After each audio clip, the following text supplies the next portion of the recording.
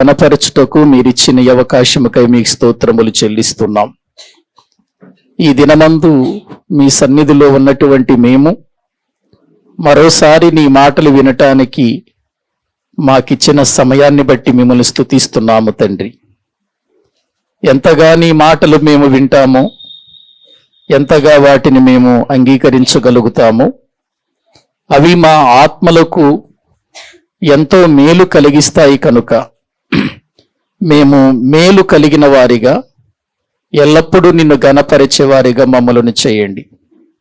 గత కొన్ని వారాల నుండి అపోస్తుల కార్యములను గురించి మీరు మాకు తెలియచేస్తున్న ప్రతి సంగతిని కూడా మేము ఆలోచించి ఆధ్యాత్మికమైన జీవితంలో మేమందరము కూడా బలము పొందినట్లుగా, మీ కొరకై బ్రతుకున్నట్లుగా సహాయము చేయండి.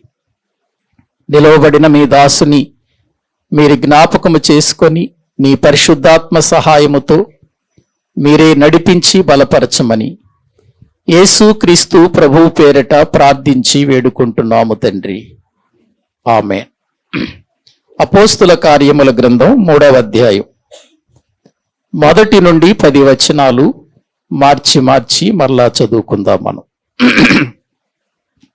1 నుండి 10 వచనాలు. అపోస్తుల కార్యముల గ్రంథం 3వ అధ్యాయం.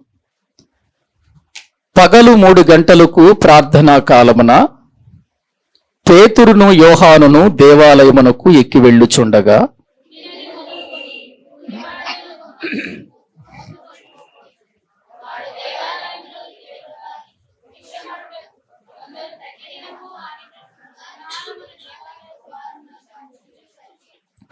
పేతురును యోహానును దేవాలయములో ప్రవేశింపబోనప్పుడు వాడు చూచి భిక్షమడుగగా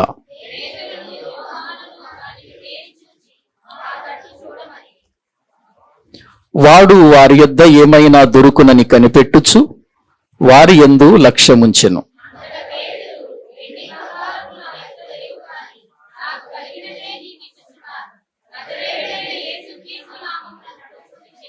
వాని కుడి చెయ్యి పట్టుకొని లేవనెత్తెను. వెంటనే వాని పాదములను చీలమండలను బలము పొందెను.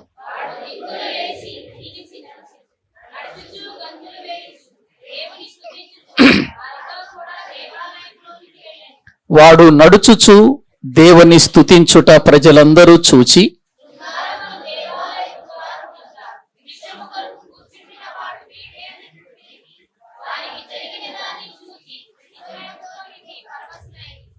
దేవుడి ఈ మాటలు దీవించునుగాక.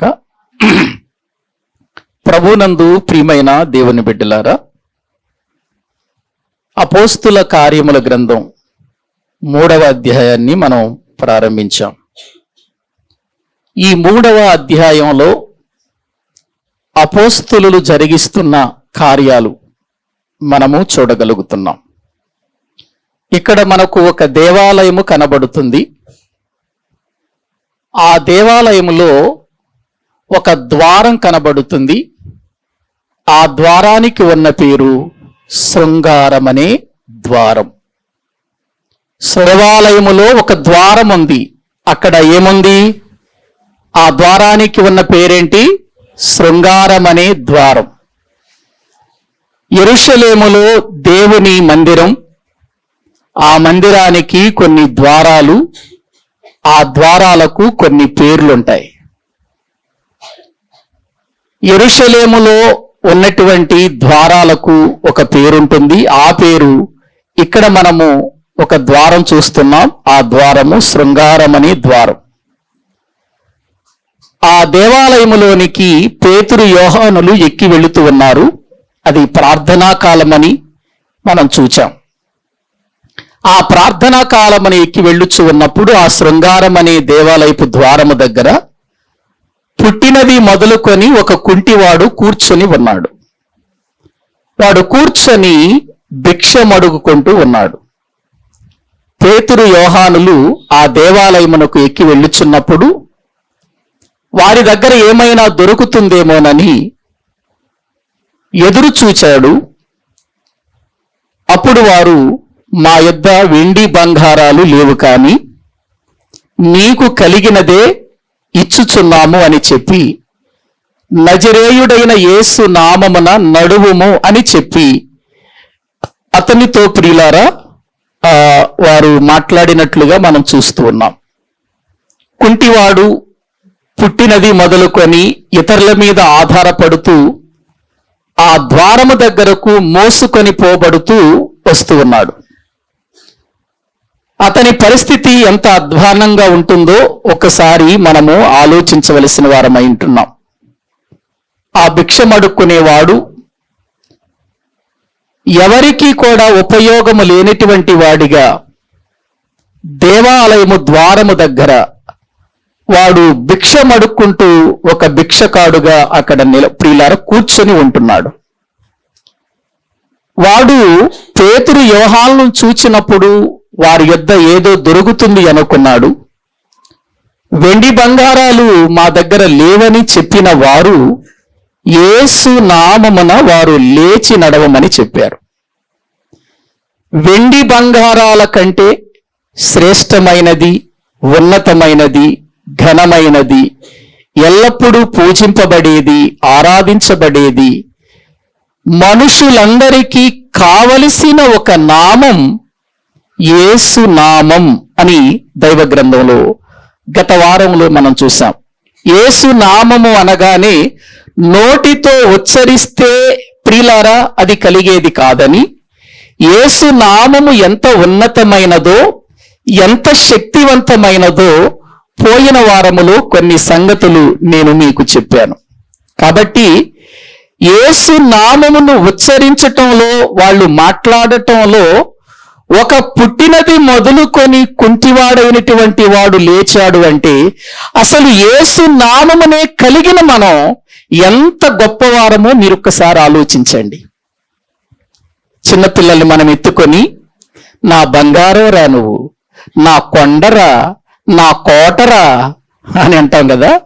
అదే నల్ల పిల్లలు అనుకో, నల్లగా ఉన్నారనుకో, నా నల్ల బంగారం అంటాం కదా. ఏవండి, దేవుని వాక్యం ఏం చెబుతుందంటే క్రీస్తును కలిగిన నీవు వెండి కంటే బంగారము కంటే కూడా ఉన్నతమైన నామము కలిగిన నీవు చాలా విలువైన వాడవు అని ఎప్పుడు కూడా మనము అర్థం చేసుకోవాలి.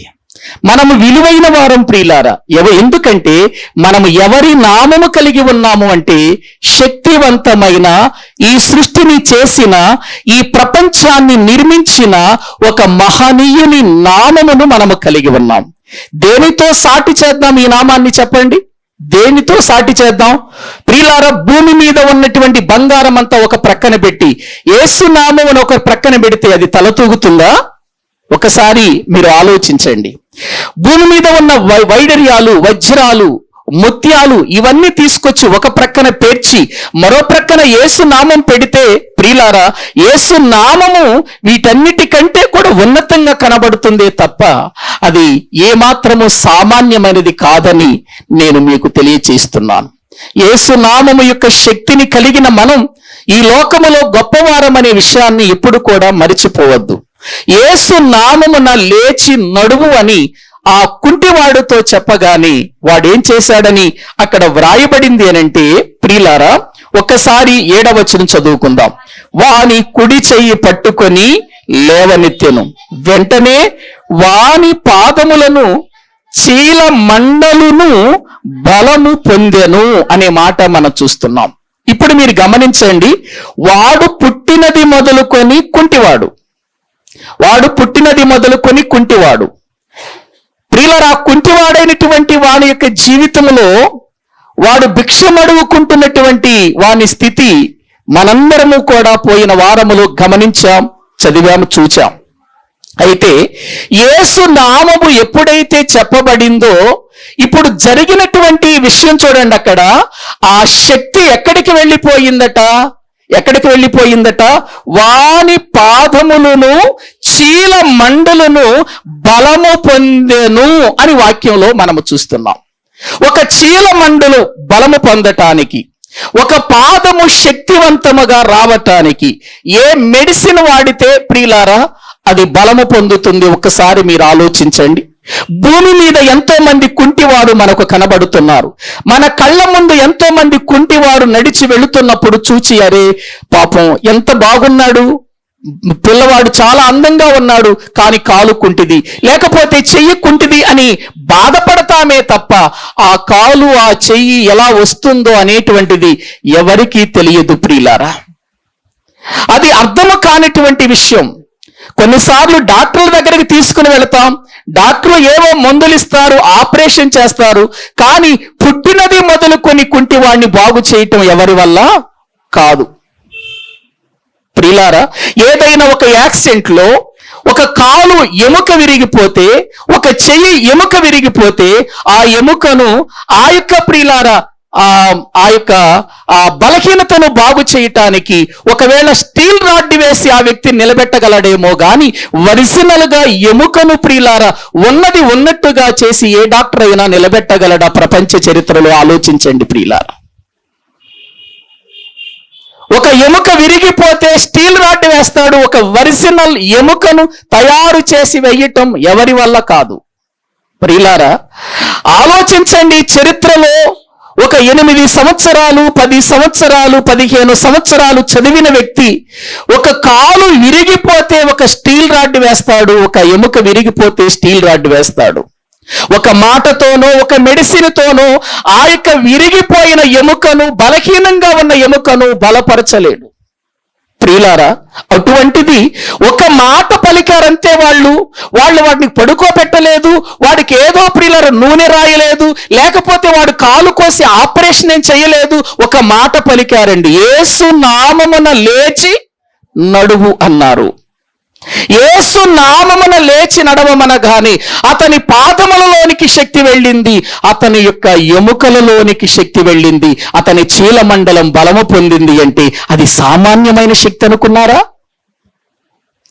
యేసు నామములో ఉన్న శక్తి ఎంత గొప్పదో మీరు ఒక్కసారి ఆలోచించండి ప్రియులారా. ఎంత ఉన్నతమైనదో ఆలోచించండి. అది మనం వినటానికి చదువుకోవటానికి బాగుంటది, కానీ బాగా ఆలోచించండి. అసలు పాదాలలోనికి శక్తి వెళ్ళటం ఏంటి, ఆ చీలమండలంలోనికి బలము వెళ్ళటం ఏంటి, వాడు లేచి నిలబడటం ఏంటి? పుట్టినది మొదలుకొని కుంటివాడిగా ఉన్న అతని వయసు 40 సంవత్సరాల కంటే ఎక్కువ ఉంది.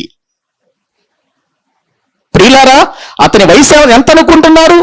ప్రియులారా, చిన్నవాడు అనుకుంటున్నారా? 40 సంవత్సరాల కంటే ఎక్కువ వయసు అండి. మనము బైబిల్ ప్రకారం చూడగలిగితే 40 సంవత్సరాల కంటే ఎక్కువ వయసు కలిగిన వాడు. ఇదే దేవాలయమునకు ఎన్నోసార్లు యేసుక్రీస్తు వారు వచ్చాడు. యేసుక్రీస్తు వారు ఎందుకో ఈ వ్యక్తిని ప్రియులారా ఇదిగో అపోస్తులకు విడిచిపెట్టేశాడేమో, వాళ్ళ కాలములో ఈ కార్యం జరగాలని విడిచిపెట్టేశాడేమో. ఎందుకో తెలుసా ప్రియులారా, ఇతని యొక్క పరిస్థితిని చూచినప్పుడు, ఇతని దీనస్థితిని చూచినప్పుడు, ఇతని వయసు చాలా ప్రియులారా పెరిగిపోతుంది. 40 సంవత్సరాల కంటే ఎక్కువ వయసు ఉన్నటువంటి ఇతడు, అక్కడ కూర్చొని ఉన్నటువంటి ఇతడు, 40 సంవత్సరాల నుండి నడవలేని ఇతడు, 40 సంవత్సరాల నుండి అతడు ఎన్ని రీతులుగా అతని యొక్క జీవితంలో బలము పొందాలి, శక్తి పొందాలి, నేను కూడా కాళ్ళుంటే ఎంత బాగుంటుందని కాళ్ళు చూచిన వాడిని చూచి ఎంతగా బాధపడి ఉంటాడు, ఎంతగా వేదన చెంది ఉంటాడు. నాకెందుకు కాళ్ళు లేకుండా అయిపోయాయి, నేనెందుకు నడవలేకపోతున్నాను, నేనెందుకు ఇతరుల మీద ఆధారపడుతున్నానని ఎంత వేదన చెందుంటాడో, మనస్తాపన చెందుంటాడో మీరు ఆలోచించండి. అటువంటి వాడు ఈ ఒక్క మాటతో లేచి నిలిచి ప్రియులారా అతడు బలము పొందుకొని లేచి నిలిచాడు అంటే అది ఎంత అద్భుతమైనది.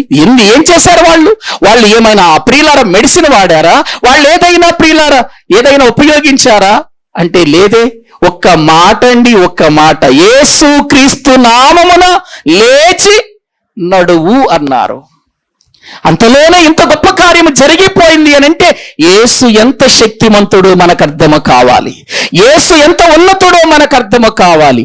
ఆయన లేకుండా ఈ లోకములో ఏదియూ కలగలేదు. కలిగించిన వాని మాట, కలిగించిన వాని నోట నుండి ప్రియులారా ఆ యొక్క నామములో ఉన్నటువంటి శక్తి ఎంత శక్తివంతమైనది మీరు ఆలోచించండి, పరిశీలించండి. యేసు నామము ఉచ్చరించటం కాదు, యేసు నామములో ఉన్న శక్తిని అనుభవించాలి మనం. యేసు నామమును గురించి ఉచ్చరించారు చాలా మంది, ఉచ్చరించటం వలన ఏ కార్యము జరగదు. అనుభవించి అందులో ఉన్న శక్తి ఏంటో తెలుసుకోవటం వలన మన జీవితాలలో గొప్ప కార్యాన్ని మనము చూస్తాం. వీడు లేచి ఏం చేస్తున్నాడు చూడండి, బలము పొందిన తర్వాత 8వ వచనంలో, వాడు దిగ్గున లేచి నిలిచి నడిచెను, నడుచుచు గంతులు వేయుచు దేవుని స్తుతించుచు వారితో కూడా దేవాలయములోనికి వెళ్ళెను.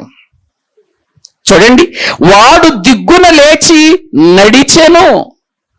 నిజంగా అతడు మొట్టమొదటిసారి నడుస్తున్న అనుభవం అది కదా, ఏమండి? మొదటిసారి. ఎందుకంటే వాడు పుట్టినది మొదలుకొని కుంటివాడు కదా, పుట్టినది మొదలుకొని కుంటివాడు. పుట్టిన దగ్గర నుంచి తల్లులు తండ్రులు ఏం చేస్తారు ప్రియులారా? వాడు పుట్టిన తర్వాత ఎప్పుడు పాకుతాడా అని ఎదురు చూస్తాం. వాడు పాకిన తర్వాత ఎప్పుడు బొందాడతాడా అని ఎదురు చూస్తాం. బొందాడిన తర్వాత ఇక అలా ఉంటే బాగుంటుంది అని అనుకుంటారా? లేదు, వాడు ఎప్పుడు నిలబడతాడా అని ఆలోచన చేస్తాం. నిలబడిన తర్వాత ఏం చేస్తాం ప్రియులారా? తప్పటడుగులు వాడు వెయ్యాలని ఎదురు చూస్తాం. తప్పటడుగులు వేసిన తర్వాత వాడు ఏం చేయాలనుకుంటాం? నడవాలి. నడిచిన వాడు పరిగెత్తాలి. అప్పుడు ఆ తల్లిదండ్రులు ఎంత ఆనందము. ఈ తల్లిదండ్రులు కూడా ఎదురు చూచుండరా వీడి కోసం? పుట్టినప్పుడు వీడు కుంటివాడిగా పుట్టినప్పుడు నిజంగా ఈ పిల్లవాడు తర్వాత అయినా లేస్తాడేమో, తర్వాత అయినా నడుస్తాడేమో, తర్వాత అయినా పరిగెడతాడేమోనని తల్లిదండ్రులు ఎదురు చూచారు. గాని వాడు నడవలేకపోయాడు, వాడు నిలవలేకపోయాడు. వాడి స్థితి అంతా అలాగైపోయింది.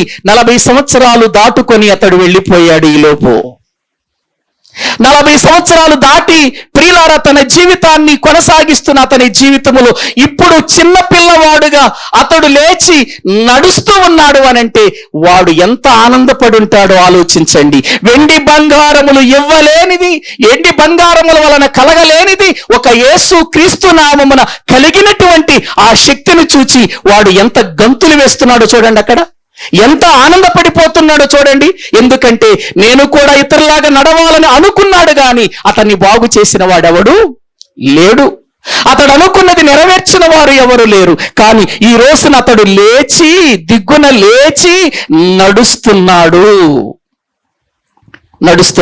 నేను ఎందుకు ఈ మాటలు మరలా నొక్కి చెబుతున్నానంటే యేసు నామము యొక్క శక్తి ఎంత గొప్పదో ప్రతి ఒక్కరికి అర్థం కావాలి.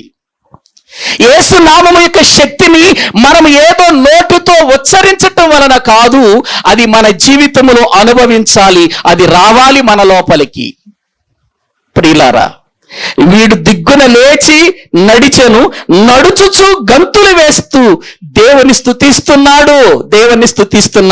ఇంతకాలము ఈ దేవాలయం ఎదుట నేను భిక్షం అడుక్కుంటున్నాను. నా జీవితంలో ఏనాడు దేవాలయము లోపలికి వెళ్ళటానికి నాకు అవకాశం దొరకలేదు. నడిచి వెళ్ళటానికి నాకు కాళ్ళు లేవు. ఎవరు నన్ను లోపలికి తీసుకుని వెళ్ళలేదు. ఇప్పుడు తన స్వశక్తితో తానే నడిచి గంతులు వేయుచు దేవాలయములోనికి వెళుతున్నట్లుగా మనము చూస్తున్నాం. ప్రియులారా, ఇక్కడ నేను ఒక విషయాన్ని చెబుతాను.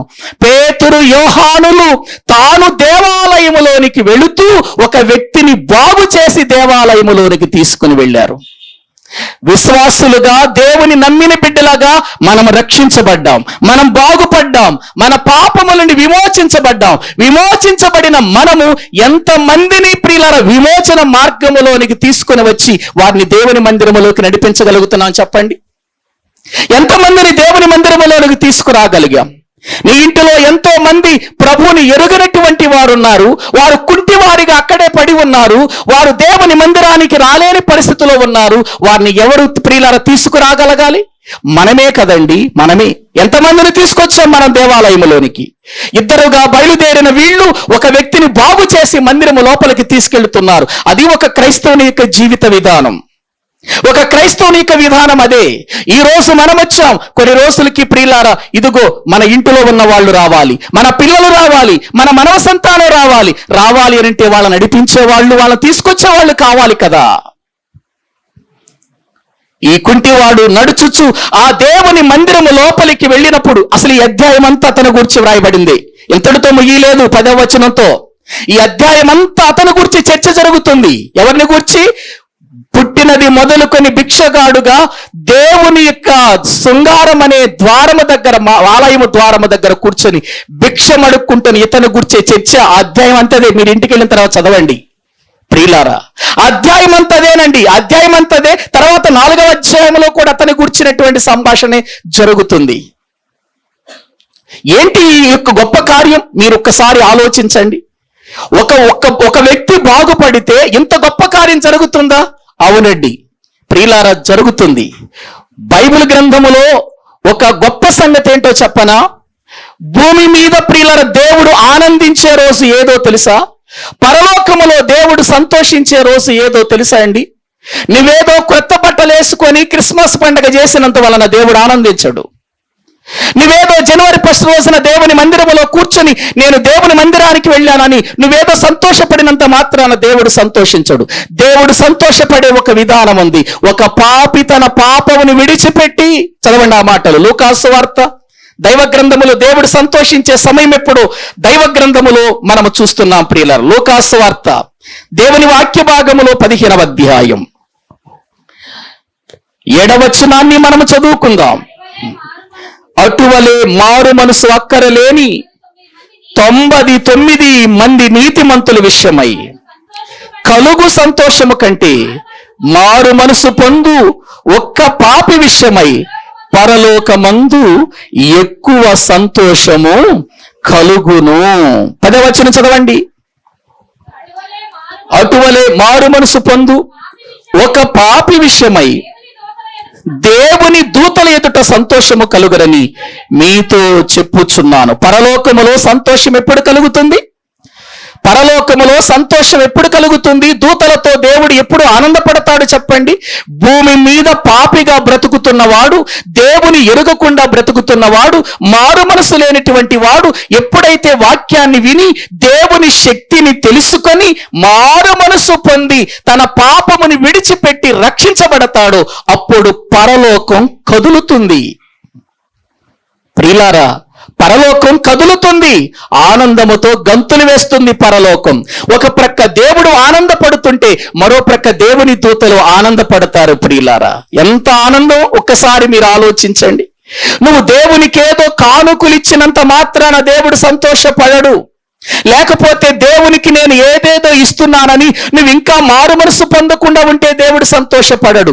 దేవుడు ఎప్పుడు సంతోషపడతాడంటే నువ్వు పండుగలు చేసుకోవటానికో లేకపోతే ఆనందపడటానికో సంతోషపడటానికో దేవుని పేరు చెప్పుకొని గంతులు వేయటానికో నువ్వు దిగినప్పుడు కాదు, నీవు పాపముని విడిచిపెట్టి రక్షించబడినప్పుడు.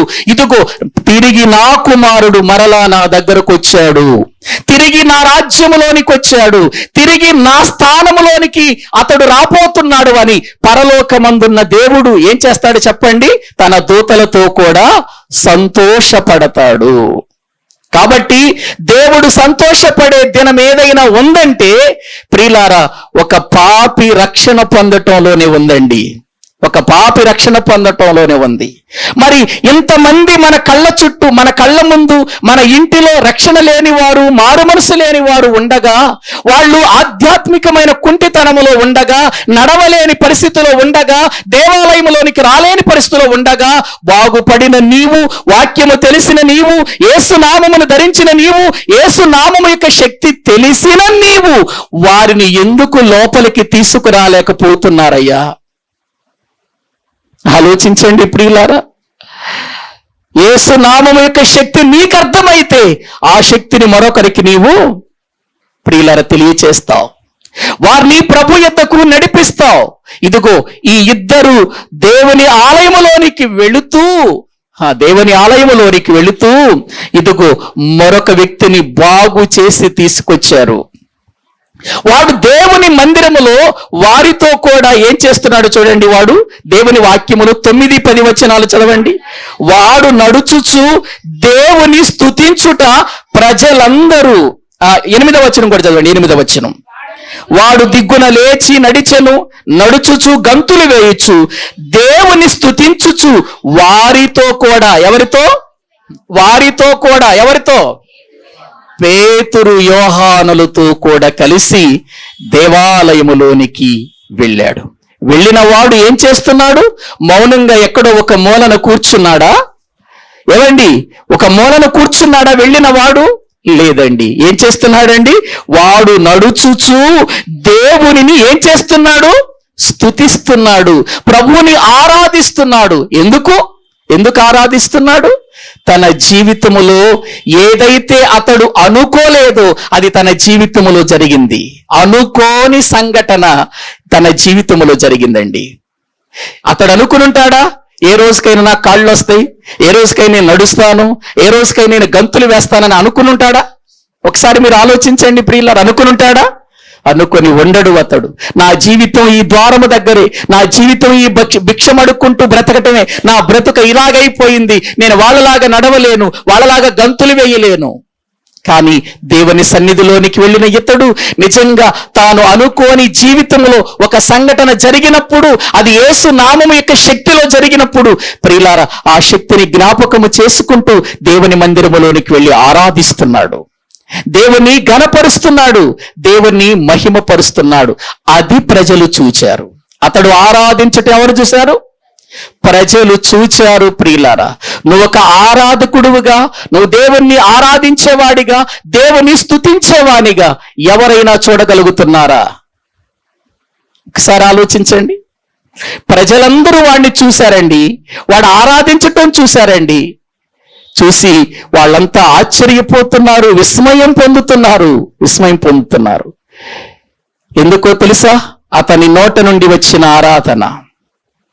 ప్రియులారా, ఈ దినాన్న ఎంతో మంది రక్షించబడుతున్నారు. ఎన్నో సంవత్సరాలు అవుతుంది కానీ కొంతమందికి అసలు ఆరాధించటం రాదు, ప్రార్థించటం రాదు. రక్షణ పొంది చాలా సంవత్సరాలు అవుతుంది, రక్షణ పొంది చాలా దినాలు అవుతుంది, ప్రార్థించటం రాదు, ఆరాధించటం రాదు. ప్రియులారా, ఎందుకు ఉపయోగపడనటువంటి పరిస్థితి? ప్రియులారా, ఎప్పుడైనా సరే ఒక ప్రభువుని నమ్మినటువంటి వ్యక్తి దేవునికి ఏదో ఒక విధానములో ఉపయోగపడాలి, దేవునికి మహిమ తీసుకురావాలి. ఎందుకో తెలుసా? దేవుడు తన మహిమ నిమిత్తమే మనల్ని ఏర్పాటు చేసుకున్నాడు. వీడి ఆరాధన కోసమే దేవుడు ప్రియులారా వెయిట్ చేశాడు, ఆయన ఎదురు చూచాడు, వేచి ఉన్నాడు వీడి ఆరాధన కోసం. ఎందుకో తెలుసా? వాడుకున్న ఆనందం మామూలు ఆనందమా? 40 సంవత్సరాల యొక్క ఆనందం అంతా ఆ రోజే కనబడుతుంది అతని జీవితంలో. 40 సంవత్సరాలలో లేని సంతోషం, 40 సంవత్సరాలలో లేనిటువంటి ఆ పరిస్థితి అతడు ప్రియులారా గమనిస్తూ, ఏంటి ఈ చీలమండలేంటి, బలము పొందటం ఏంటి, సన్నగా ఉండే ఈ కాళ్ళు ఇలా అయిపోవటం ఏంటి, మామూలుగా అయిపోవటం ఏంటి, ఆ కాళ్ళు నిలబడటం ఏంటి, గంతులు వేయటం ఏంటి? ప్రియులారా, అతని యొక్క జీవితంలో ఒక్కొక్కటి ఆలోచిస్తుంటే ఇది దేవుని కార్యమని దేవుణ్ణి ఆరాధించకుండా ఉండలేకపోయాడు, దేవుణ్ణి స్తుతించకుండా ఉండలేకపోయాడు. దేవుడు ఎన్నో మేళ్లు జరిగిస్తున్నా, ఎన్నో రీతులుగా మన ప్రాణాలను కాపాడుతున్నా, ఎన్నో విధాలుగా మన జీవితాలను దేవుడు ప్రేమిస్తున్నప్పటికీ కూడా ఆయన ప్రేమను పొందుకుంటున్నాము, ఆయన కార్యాలు చూస్తున్నాము, ఆయన చేసేటువంటి ప్రియులారా ఎన్నో అద్భుతమైనటువంటి విషయాలను మన జీవితంలో అనుభవిస్తున్నాము. కానీ కృతజ్ఞతగా ఆయన సన్నిధిలో ఏం చేయలేకపోతున్నాం? మనం ఆరాధించలేకపోతున్నాం, స్తుతించలేకపోతున్నాం, ఘనపరచలేకపోతున్నాం. దేవుడు చేసిన మేళ్లను ఎప్పటికీ మరిచిపోకుండా ఆరాధించాలి. అది చూచినటువంటి ప్రజలందరూ ప్రియులారా ఏం చేస్తున్నారు? వాడిని చూచి, ప్రియులారా ఇదేంటి భిక్షమడుక్కునేవాడు ఈ శృంగారం అనే ద్వారము దగ్గర కూర్చునేటువంటి వాడు అలా చేయటం చూచి వాళ్ళంతా విస్మయముతో నిండి పరవశులైరి. పరవశులైరంటే అర్థం ఏంటి? పరవశులైరంటే వారి స్వాధీనములో వారు లేరు. వారు దేవుని యొక్క సన్నిధానములో ఏ విధముగా ఉన్నారు అంటే ఎవరిని చూచి? భిక్షగాడు లేచి నడవటాన్ని చూచి, వాడు దేవుని స్తుతించటం చూచి ప్రియులారా వీళ్ళు విస్మయం పొందారు, వీళ్ళు పరవశులైపోతున్నారు. నిజంగా వీళ్ళను చూసి వాడు సంతోషపడాలి, వాడు ఆనందపడాలి, వాడు పరవశ అయిపోవాలి. కానీ వాడిని చూసి వీళ్ళు ఎందుకు అవుతున్నారు? వీళ్ళు ఎప్పటి నుంచో మందిరానికి వెళుతున్నారుగా, ఎప్పటి నుంచో ఆరాధన చేస్తున్న వాళ్ళు కదా, ఎప్పటి నుంచో దేవుని సన్నిధిలో జీవిస్తున్న వాళ్ళు కదా. వీళ్ళు ప్రియులారా ఎంతగానో దేవుని మందిరములో అన్ని విషయాల్లో కూడా ముందుకు వెళుతున్న వారు వీరెందుకు అలా చేస్తున్నారు అని అంటే, దేవుడు ఒక వ్యక్తి జీవితాన్ని లేపిన విధానాన్ని బట్టి వాళ్ళు కూడా ఆనందపడిపోతున్నారు, ఆశ్చర్యపోతున్నారు. 40 సంవత్సరాలను వాడిని అక్కడే చూశారు. ఎక్కడ? వీళ్ళంతా ఎక్కడ చూశారు వాడిని? ఆ శృంగారం అనే ద్వారం దగ్గరే చూశారు, భిక్షం అడుక్కోవటమే చూశారు. ఏనాడు మందిరములోనికి వచ్చి దేవుని స్తుతించటం చూడలేదు వీళ్ళు. కానీ ఇప్పుడు వాడే లేచి వచ్చి ప్రియులారా దేవుని స్తుతిస్తుంటే పరవశులైనట్లుగా దైవ గ్రంథంలో మనము చూస్తున్నాం. ఎప్పుడైనా ఒకరిని చూచి ఒకరు ఆత్మీయ స్థితిలో ఏం కావాలో తెలుసా అండి ప్రియులారా? దేవునిలో ఎదగాలి, దేవునిలో ఎదగాలి. ఒక చిన్నవాడు దేవుని కొరకు ఎదుగుతున్నాడంటే పెద్దవాడు వాడిని చూసి ఇంకా ఆధ్యాత్మికమైన స్థితిలో ఎదగాలి. కానీ మన పరిస్థితి ఏంటో తెలుసా అండి? మన పరిస్థితి ఏంటో తెలుసా? మనకంటే చిన్నవాడు ఎదుగుతుంటే మనం ఏం చేయలేం? ఓర్చుకోలేం. మనకంటే చిన్నవాడు ప్రియులారా దేవుళ్ళు ఎదుగుతుంటే మనం ఓర్చుకోలేం. వాడికి ఎన్నో పేర్లు పెడతాం. వాడు నిన్నగాక మొన్న వచ్చాడు, వాడికి ఏం తెలుసు, నాకు తెలుసు అనేటువంటి విధానములు అణిచేస్తాం వాడిని మనం. ప్రియులారా, ఎప్పుడు కూడా అలా కాదు. మనకంటే చిన్నవాడైనా ఎక్కువగా ప్రభువులో ఎదుగుతున్నప్పుడు మనలో ఒక పరవశం రావాలి. వాడు నాకంటే చిన్నవాడయ్యుండి, నాకంటే వెనుక రక్షించబడిన వాడయ్యుండి, నాకంటే వెనుక దేవుని మందిరానికి వచ్చిన వాడయ్యుండి, నాకంటే ఎక్కువగా ప్రభువులో ఎదుగుతున్నాడు, నేనెందుకు ఎదగలేకపోతున్నాను, నేను కూడా ప్రభువులో ఎదగాలి అని ఇదిగో ఆ చిన్నవాడిని చూసి మనం ఏం కావాలి చెప్పండి? పరవశులం అవ్వాలి, ఆనందపడాలి, ప్రభువుని మహిమ పరచాలి. ప్రియులారా, ఏ చిన్నవాడు మనకంటే జ్ఞానవంతుడు కాకూడదా? మన వెనక వచ్చిన వాడు మనకంటే వాక్యములో ప్రియులారా మంచి వృద్ధి పొందకూడదా? మనకంటే గొప్పగా ఆత్మీయ స్థితిలో ఎదగకూడదా? ఎదగాలని కోరుకోవాలి, ఎదగాలని మనము ప్రార్థన చేయాలి.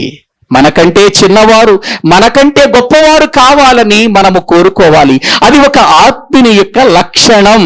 అని చేయకూడదు వాళ్ళని. దైవజనుడు విలియం కేరీ గారు ప్రియులారా, ఈ రోజున తెలుగు బైబిల్ మన చేతిలో ఉండటానికి కారణం ఆయనే. ఆయన ఇంగ్లాండ్ దేశంలో ఉన్నప్పుడు ఒక పెద్ద మీటింగ్ జరిగింది ఆయనకు. ప్రియులారా, ఒక పెద్ద మీటింగ్ జరిగింది.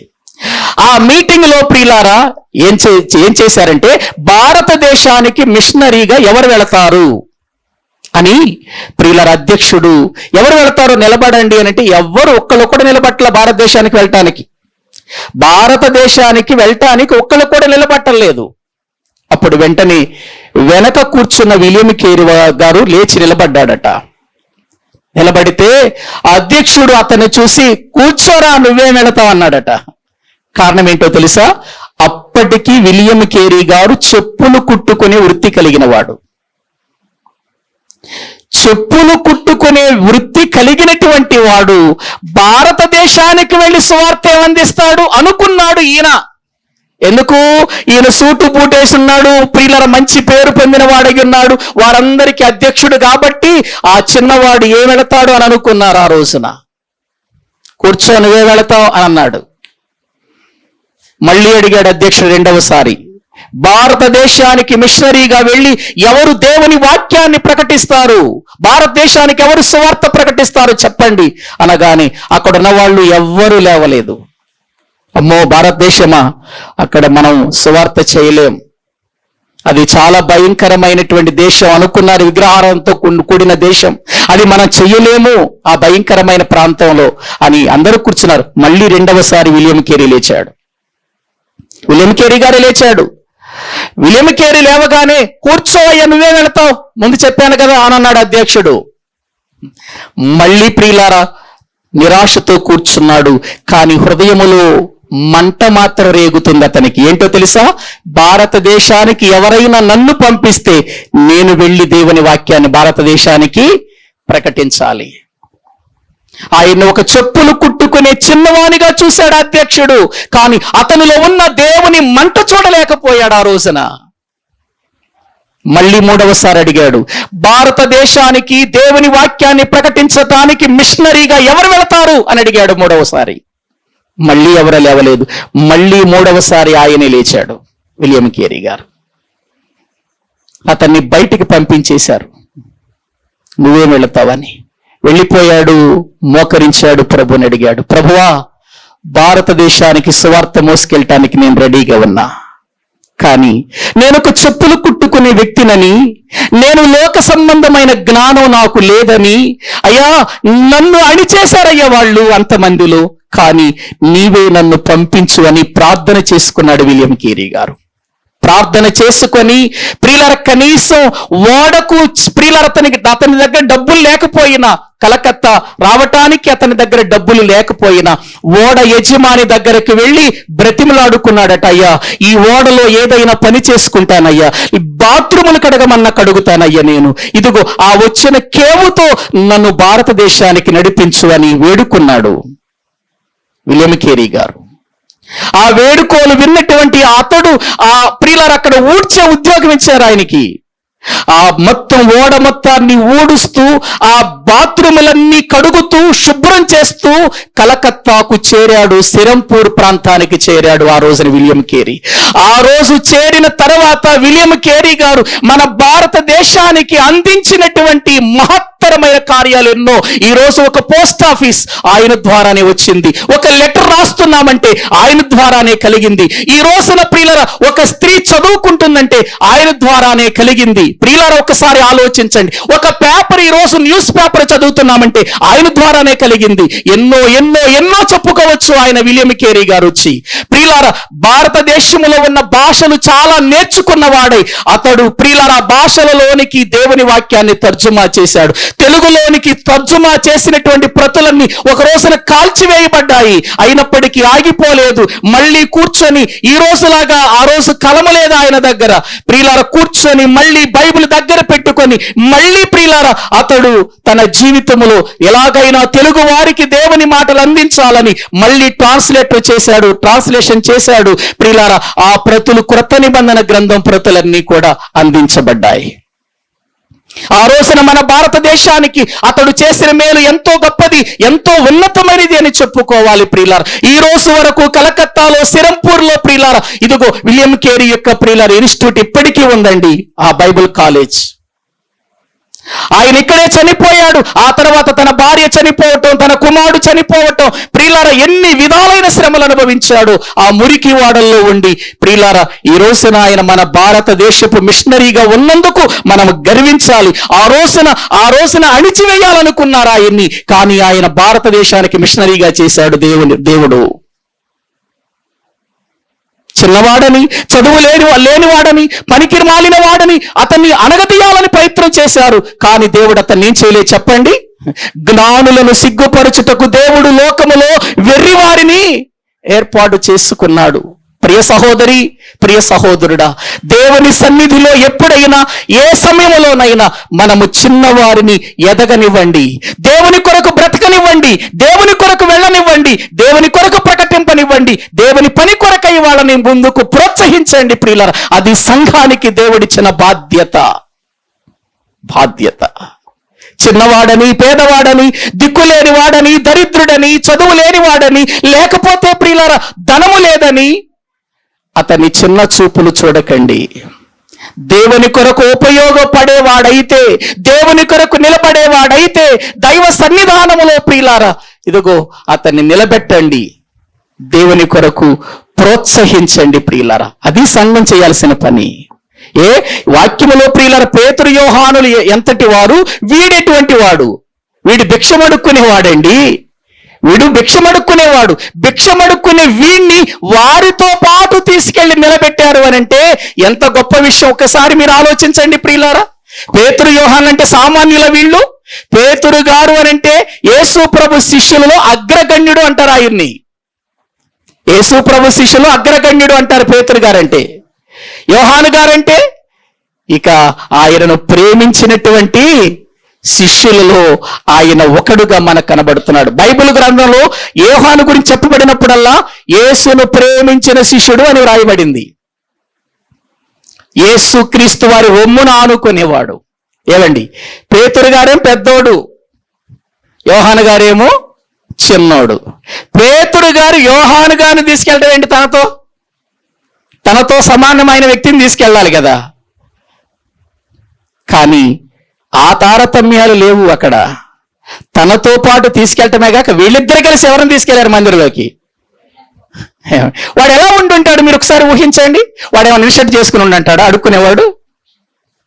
వాడు అడుక్కునేవాడు ఒక చెట్టు దగ్గర లేకపోతే ఒక ద్వారం దగ్గర కూర్చున్నటువంటి వాడు మంచి ఇన్షర్ట్ చేసుకుని ఉంటాడా? మంచి బంగారం పళ్ళెం పెట్టుకుని ఉంటాడా అడుక్కోటానికి? ఎలా ఉండుంటాడు మీరు ఒకసారి ఊహించండి. ఎలా ఉంటాడు?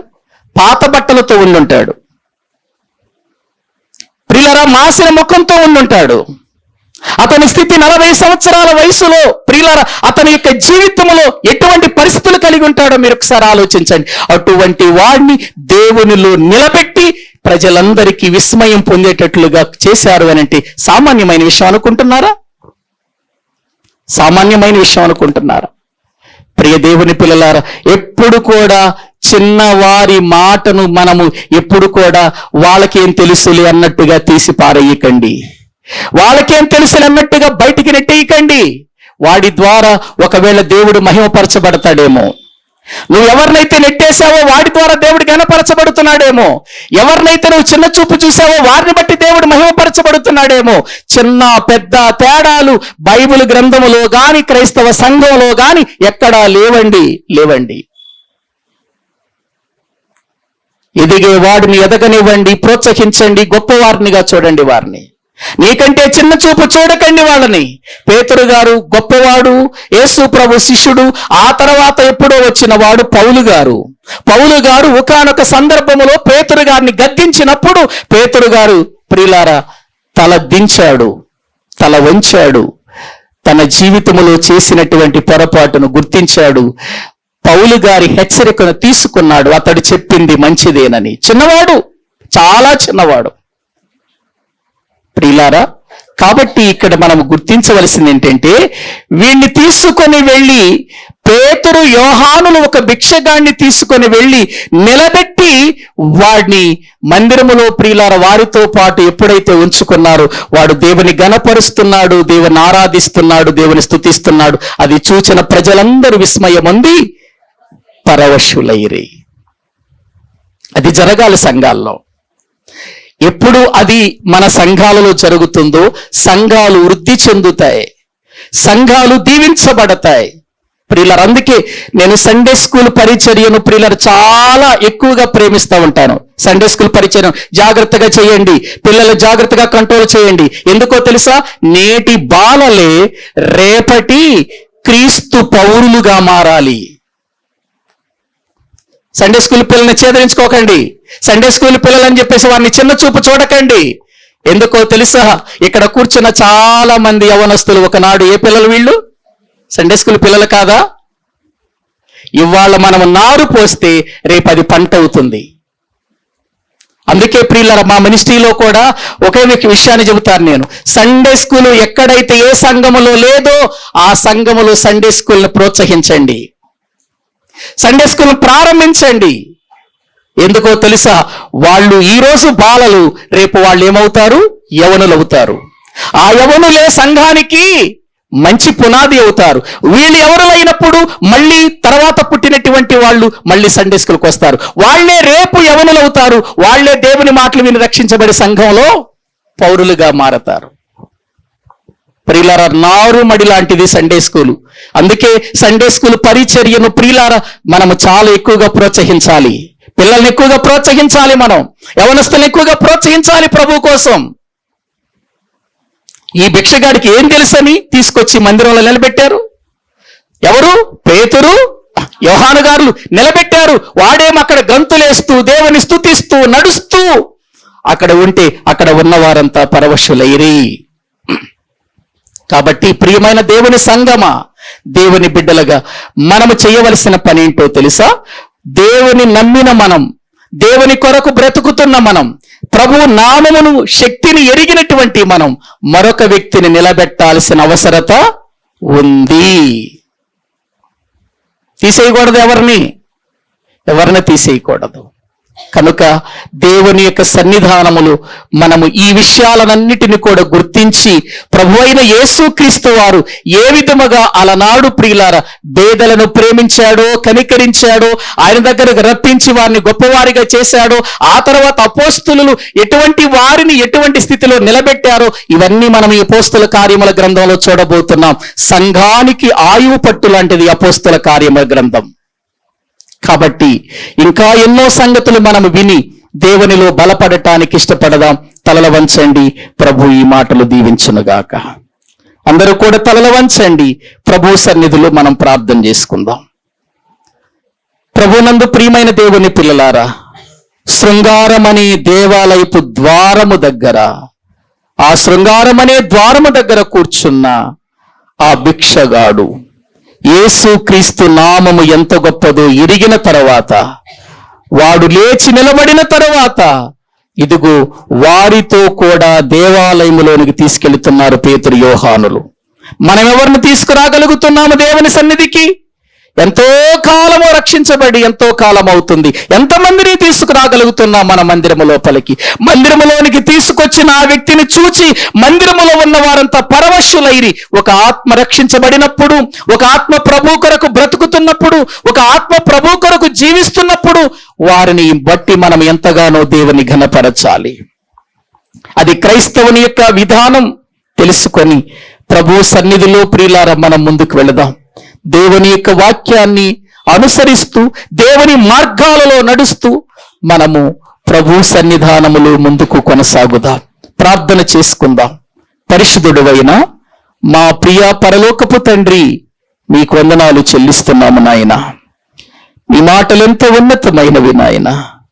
ఒకనాడు విలియం కేరీ గారిని నాయన బయటకు రాకుండా అణిచివేయాలని ప్రయత్నం చేశారు, కానీ అతనిలో ఉన్న మంటను చూశావు నీవు, అతనిలో ఉన్న వేదన చూచావు, అతనిలో ఉన్నటువంటి భారాన్ని చూశావు నాయన. మా భారతదేశానికి నడిపించారు, మా భారతదేశానికి మిషనరీగా చేశారు. ఈ రోజున అతన్ని గూర్చి మిమ్మల్ని స్తుతిస్తున్నామయ్యా. అతడు చేసిన కార్యాలను బట్టి మిమ్మల్ని స్తుతిస్తున్నాము తండ్రి. అతడు చేసినటువంటి నాయన మేలులను బట్టి మిమ్మల్ని స్తుతిస్తున్నాము నాయన. ఈ రోజున అటువంటి వారు సంఘాలలో లేవాలి తండ్రి, అటువంటి వారు సంఘాలలో నిలబడాలి తండ్రి. అటువంటి వారి కోసం మేము ప్రార్థిస్తున్నాం. కృప చూపండి, సహాయము చేయండి నాయన. నీ సన్నిధిలో ప్రభువా నాయన, ఇక్కడ ఉన్నటువంటి మేమందరము క్రీస్తును నమ్మిన వారిగా క్రీస్తు శక్తిని ఎరిగి బ్రతకటానికి సహాయం చేయండి. క్రీస్తును నమ్మాము అని చెప్పుకునే వారు ఎక్కువ కనబడుతున్నారు, గాని క్రీస్తు యొక్క శక్తి ఎంత గొప్పదో ఎంతో మందికి తెలియని స్థితిలోనే ఉన్నారు తండ్రి. కాబట్టి అటువంటి వారికి మీ బలం ఎంత గొప్పదో, క్రీస్తు యొక్క శక్తి ఎంత ఉన్నతమైనదో అర్థము చేసుకునే రీతిలో చేయమని ప్రార్థిస్తున్నాం తండ్రి.